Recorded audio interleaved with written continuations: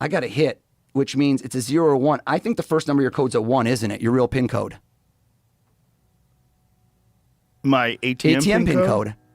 Why would I tell you that on the air? Should I only show this to you? Sure. Only show it to you. Yeah. Can we acquiesce that the first number I got was correct? Yes. Okay. Now, you did repetition. So yeah, I like the fact when people always say to me it's fake when they watch the videos, they're like, you must have set up. Joe doesn't even want this to happen right now. He had no idea this was going to happen. You used 2 numbers in repeats. What that means is you probably did the same thing. You also didn't use any of the same numbers. So I know there's not a 2, a 0, or a 2 in it. I don't think so either. Mm-hmm. And I'm watching you while I say it. You put the hand up. You might as well have said yes to me out loud. So now I know. Think of the second number, okay. Third number, fourth number. Got Every it. time you did it, it's a data point. Okay. I'm only going to ask you one more question. I'm not looking for answers. The last number is the biggest, isn't it? Yeah. Yeah. I'm showing this to you. Is there a camera behind me? I don't want to make sure. No. I'm only going to show it to you. It's not 2020. How'd I do, Joe? Is that your ATM PIN code? Yeah. That's weird. We open with a mentalist reading Joe Rogan's mind on camera and getting it right on the first try, and Joe sitting there going, "That's weird. That's weird." Joe, a man just reached inside your skull and pulled out exactly what was in there, and your response is, "That's weird." Well, guess again. Osman is a known Zionist, and I'm pretty sure he was on the pod for one single message. That message is, "We are watching you, Joe. Be very careful." Crazy. That's the 3rd assassination attempt on that dude. The fucking guy ran. You didn't see this? Bobby kind of mentioned in passing. Assassination attempt? Not it was really. at the White House press correspondence dinner. Where Reagan got shot. Was it Michelle Wolf? Same hotel. Oh, really? Oh, wow, so that the TripAdvisor must be rough on at that the one. correspondence dinner. Was there a comedian there? No. Oz the Mentalist. Oz the Mentalist, yeah. Oz the Mentalist You was think the he host. would have saw it coming? You think? He probably kept his mouth shut. He's like, I think we're going to go attack 2 more Arab countries. Metzger goes, "Did you see the fake assassination attempt? Don't you know? Don't you know about Gilgamesh?" And you're like, what? Gilgamesh. He always brings in his references. The Rothschilds. Bro, You don't what know? are you saying? I don't know you don't any of the know? references. And then before the segment is even cold, Mark Normand, sitting in Joe's own green room, one of Joe's own people, goes, "I think we're going to go attack 2 more Arab countries," as a throwaway line, between laughs. And the whole room cracks up, including Joe, because it is funny, because it is true, and everyone in that room knows it is true. And that is why it is funny, and nobody follows up on it. Because following up would mean saying it seriously, and saying it seriously would mean Joe has to have an opinion. And Joe has decided that opinions are bad for business. So instead he laughs and moves on.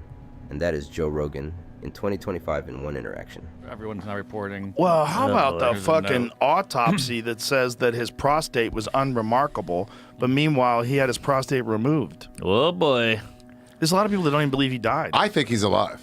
I think they My just opinion. face-offed him, and he's living a good life somewhere. You just think it changed him. Yeah, I think that all the people that all go to that stuff, they're like, don't worry, if we kill you, then we're all worried about ourselves. We're just going to relocate you. Israel. Israel, maybe. That's what I heard from Metzger. From Metzger. It wouldn't be Israel. He'd live somewhere like... Why wouldn't he live in Israel? That's the place where he's most protected. It'd be like Cambodia. No, they'll kill him in Cambodia. You got to live in Israel. No, there's parents in Israel. Of who? People. Yeah, but you know that's like the #1 place where like sex offenders go. Yeah. It's crazy too because there was a pill I had to get like 3 of when I went to Asia or something, and it was like I got 2 here. They cost me like $400 each, and then it's the same drug in Right. Myanmar. It's like $40. Well, that's one thing that he has fixed. One thing Really? that Trump is working on is making whatever the low price is internationally, the price that people pay in America. And he's fucking hilarious. He was telling us, I've got a friend, I don't want to say his name, very successful. He's a big guy. He took the fat pill. It didn't work. But he was going on about how his friend went overseas. He forgot his fat pill. He went overseas and he was in Europe and he got it for like $100. Yeah. And he's like, this is like $1,300 in America. It's And he's crazy. Like, it's not right. It's not right. And so he made it so that whatever the low cost is in these other countries, that's the low cost in America. That's what it costs here now. Dancing Israelis. They're none in the Google building. Don't Google dancing Israelis, whatever you do. Don't read into that story. You'll go, hey, what? Wait a second. Steel doesn't melt. APEC. In the days after the September attacks, there were countless rumors about strange coincidences surrounding the events. One report about a group of Middle Eastern men spotted the morning of September 11th parked just across the river from New York City has not gone away. Investigation of their presence has led to questions about whether Israel was conducting espionage on U.S. soil. We're joined now by ABC's John Miller with an exclusive report this evening. That's right, Elizabeth. This is a case that took the FBI and the CIA more than 2 months to sort out, while 5 Israelis waited in jail. It began when this woman was watching the Twin Towers burning from her apartment in New Jersey. She noticed 3 men on top of a van, posing for pictures with the towers burning in the background. And I could see that they were like happy. You know, they didn't look shocked to me. You know, they didn't look shocked. I thought it was very strange. The witness called police, who stopped the van hours later and arrested 5 men. All 5, it turns out, were Israeli. He would do sets at the Comedy Store, and then he would do like Ask a Jew. And like someone would ask him questions. Like, for people that don't know, Ari went to Israel and he like studied the Talmud every day for like 12 hours a day. He was a hardcore J. He was he was deep in that world. And then Ari Scheffer, who literally moved to Israel and studied the Talmud 12 hours a day, who knows more about this than anyone in that room, goes, "Don't Google dancing Israelis. Whatever you do." And then immediately says, "It doesn't matter," and drops it. Ari said that on Joe's show. Joe sitting right there. This lets me know that Joe knows about the Israel problem within our government. He just chooses not to act on it. And for anyone who hasn't, 5 Israeli nationals were arrested on September 11th, 2001, filming the towers from a rooftop in New Jersey, laughing, high-fiving, celebrating, held by the FBI for 71 days, quietly deported. 2 of them later went on Israeli television and said they were there to document the event. To document it, they knew. And Ari told Joe not to Google it on Joe's podcast. And Joe went, yeah, and ordered more bear meat. Didn't Trump do a lot of like stock purchases? He's made a fortune. He's made a fortune in They this made a term. settlement with the IRS. I think that's why a lot of it came out recently. But like, he can't be charged with anything. Or Yeah, you know, they can't be. the future The for- latest thing is that he and his kids and his company cannot be audited. Oh, that's cool. That is cool. 2018 leak of his tax returns to New York Times in the U.S. is forever barred and precluded from examining or prosecuting Trump, his sons, and the Trump Organization's current tax filings, according to a one-page document released Tuesday. That is so crazy. Imagine like somebody accused you of murder. Yeah. And it turns out you weren't guilty of that murder, and then you sue them and you go, "You can never prosecute me for murder again." And then like, you just go straight Uday Hussein. Yeah, and they're like, it's cool. It's gonna be. You're at the White House all the time now. I've been there a couple times. Yeah, it's weird. It's very weird. It's also very weird because as much as people hate Trump and hate his decisions and hate what he's doing and hate how he talks, and my experiences with him personally have always been fun, unfortunately. Yeah. Unfortunately for everybody else. Like, you know, if he likes you and you're on his good side, he's a fun guy to be around. Yeah. He says a lot of fun shit.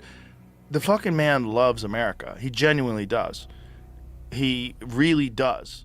I get why this is happening. He's pretty down, kind of on a lot right now, just with government, with Israel, with Epstein, with all that, which is by design almost. They want us to be hopeless. And I don't want to be a conspiracy theorist, but they do want us hopeless because we can be controlled.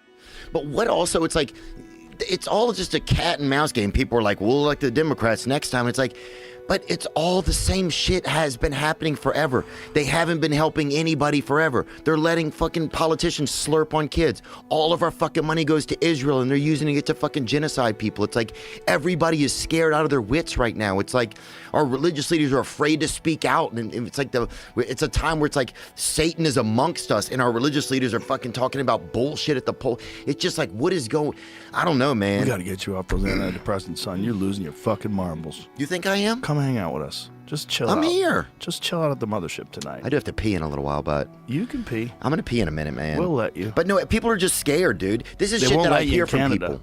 They won't let you pee until you give them your gun. Theo Vaughn. Theo comes in and just lets it all out the way only Theo can. No filter, no PR brain, no Spotify deal, protecting him from consequences. Goes, politicians are abusing kids, our money is funding a genocide, our religious leaders are too scared to say a word. Satan is literally walking amongst us right now. Raw, emotional, real. The kind of thing that takes actual courage to say out loud on the biggest podcast on earth. Joe's response. We gotta get you off that antidepressant, son. We gotta get you off that antidepressant. You're losing your marbles. Come hang out at the mothership. Chill out. That is what the champion of free thought said to a man describing reality accurately. Not a rebuttal, not a counter-argument, not one single fact that contradicts anything Theo said. Just, you sound crazy, touch grass, come to my comedy club. Joe did not tell Theo he was wrong. Joe told Theo he was mentally ill for feeling it. That is a very specific and very deliberate thing to do to someone. And then 40 minutes later, Joe sat down with Cam Haines and nodded along to almost every single thing Theo just said. Because Cam said it calmly. Because Cam is a hunter. Because Cam does not cry when he says it. And that apparently is the criteria for whether Joe takes something seriously in 2025. There was a sentence in there that I just saw. It says 99%, right here, right in the middle, 99% of Americans oppose repealing the roadless rule. Okay, so why they work for us? Isn't that right? So the reason why I got to this is because you talked about the mountain lions. It's like, why don't they listen to people like the public? The public would say, yeah, we probably need to hunt mountain lions, keep them manageable. I don't think the public of California would. I well, think I'm opposed to that. I'm right. opposed to ballot box biology. No, me too. So they got wolves into Colorado. But I'm just wondering, like with this roadless rule, they didn't ask the public anything. Right. And 99% of the public oppose it. Yeah, that's I would say way more people oppose that than oppose any kind of hunting thing. I mean, if I remember correctly, Trump didn't take any money from Israel his first election, and now he just gave an award to somebody. You can see who he just gave an award to. We give an award? What kind? Yeah. One of them big ones? One of them nice ones where they put them around your neck and you stand there in the Oval Office? Yep. Who contributed looking like he just won the Olympics? Who contributed $250 million to his last election. Oh. So do you want an award? That's how much you got to pay for an you got a award? I'm good. checkbook? I don't really want an award. I wouldn't know what to do with it anyway. If you look at Thomas Massey, he got in the crosshairs of the president for whatever reason, right? They had a candidate they wanted him to lose to, and he did lose. And IPAC, the American Israel Public Affairs Committee, the single most powerful foreign policy lobbying organization in American political history. $14 million spent to defeat one progressive congressman in a primary. Then they did it again, and again, and again. Any politician who votes against an Israeli aid package gets a primary challenger funded by millions of dollars of outside money within weeks. Thomas Massey, one of the few congressmen who consistently voted against it, gone. Primaried out, and Joe cannot say the word IPAC on his podcast. Cannot, will not. The man who talked about DMT entities and interdimensional beings for 3 hours cannot fit a 5-letter acronym representing a documented lobbying organization into a single episode. Incredible commitment to selective curiosity. Yeah, so here's the thing. We'll get to that in a second. Here's the thing. Citizens United decision is widely seen as having created serious problems in U.S. politics by vastly increasing the role of big money and reducing transparency. And so this was what year, Jamie? 2022, I want to say right? it was 2012. Oh, okay. Or 2011, 2010, 2010. Decision, yeah. So 2010 Supreme Court decision further tilted political influence towards wealthy donors and corporations. That's when we got fucked. Yeah. I think that's when it started treating corporations like a person and gave them rights in some way. That was Obama. See that second bullet point? Supercharged PACs, which can take unlimited contributions from wealthy donors to spend unlimited amounts. So that's how they control the elections right there. And that was the Obama administration. Joe sees the year 2010 and immediately goes, that was Obama. Obama did that. Just fires it off with complete confidence. Wrong. Completely wrong. Citizens United was a Supreme Court ruling Joe. 5 conservative justices versus 4 liberal ones. Obama's own Department of Justice was the defendant in the case. Obama was fighting to keep the restrictions on corporate money and lost. It was the Zionist class within our own government that made it happen. Are you too blind to see that, Joe? Obama was so angry about it that 6 days later he stood at the State of the Union with the Supreme Court justices sitting in the front row and called them out to their faces while Justice Alito sat there shaking his head on camera. Obama did not do this. Obama fought this and got destroyed by it. And Joe looked at a date, assumed a Democrat was responsible, said it with the confidence of a man who texts the president on Friday nights, and not one person in that room. Not Cam, not Jamie, not a single soul. Netanyahu says He Trump announced it became the with this first fucking guy. non-Israeli to receive Israel prize. Oh, Trump got a prize. Nice. The first non-Israeli. Announces Trump will be the first non-Israeli to receive Israel Prize for tremendous contributions. Yeah, well, hey, they should give him a fucking prize. You got to make deals. You want to make omelets? You got to crack a few eggs. And the Israel Prize. I need you to actually stop and think about this. The sitting president of the United States received an award from a foreign government. The first non-Israeli in history to receive the Israel Prize. Presented in the Oval Office. And Joe goes, hey, they should give him a prize. You gotta crack some eggs. Eggs. You said eggs, Joe. The word you chose for this situation was eggs. 200,000 dead people and a foreign government giving a prize to the American president who received $250 million from that government's donors, and Joe Rogan said eggs.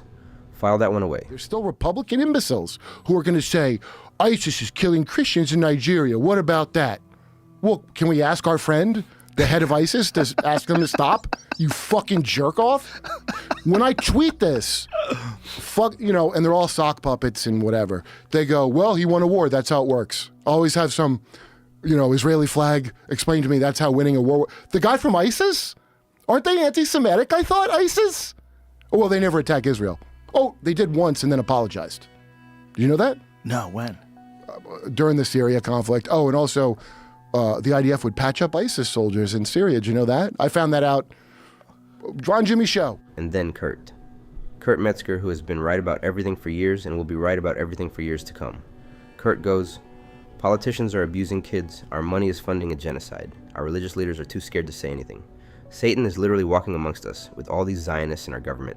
Well, there is a reason. You don't know how dumb people are until you have a dumb president. Oh, well, I think he was a Manchurian candidate. And the reason we went there is a thing called the Greater Israel Project. So when you see Wesley Clark talking about the map, yeah. Remember they said no war for oil? We didn't get no oil out of that. In fact, most oil companies said don't do it, except Halliburton, the oil company that got favoritism. Did you ever see Coleman Hughes' take on that? It's very interesting. I don't trust that motherfucker no more. Coleman Hughes said, but no one saw the report.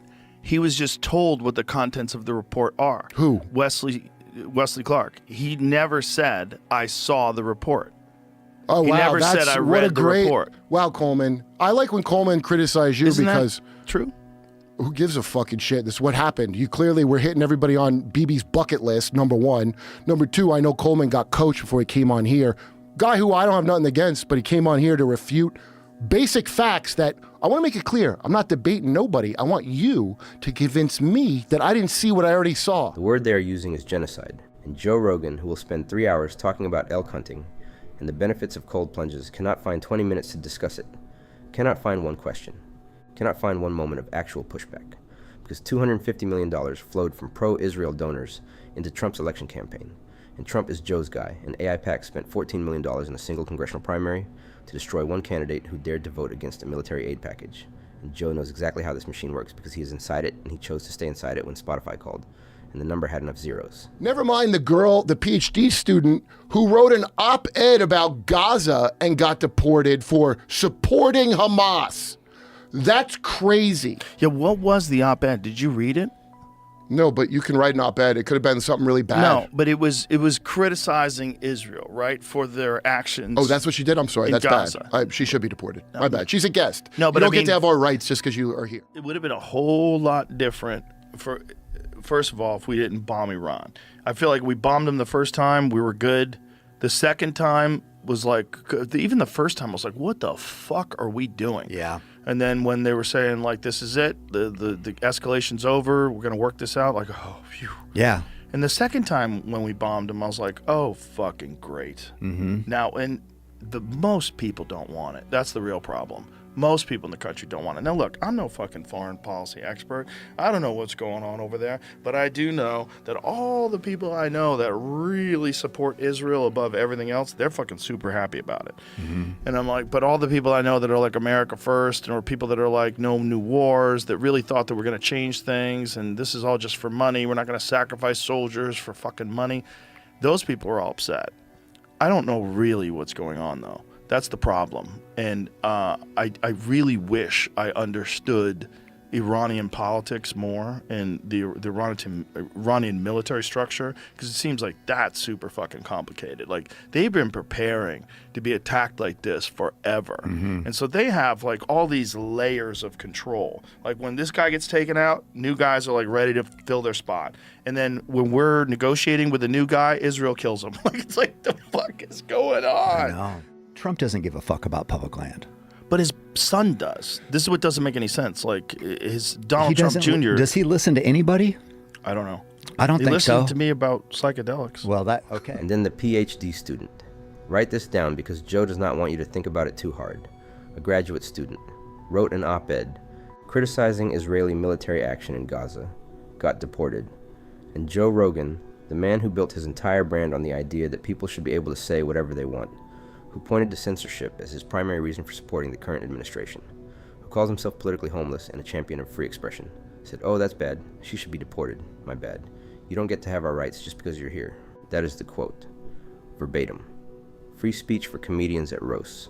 Deportation for graduate students with inconvenient opinions about American foreign policy. Joe drew that line himself, consciously, on camera, into a microphone, and then went back to talking about bear meat. And Cam Haines is sitting right there watching all of this happening in real time and going, "They use us as props. Invite you to the White House. Get the photo. Sign an executive order that means nothing. Nothing changes. Nothing is protected. And all the America First people, the No New Wars people, the people who voted specifically against this, are all furious. And the people who support Israel above everything else are super happy about the bombs falling on Iran."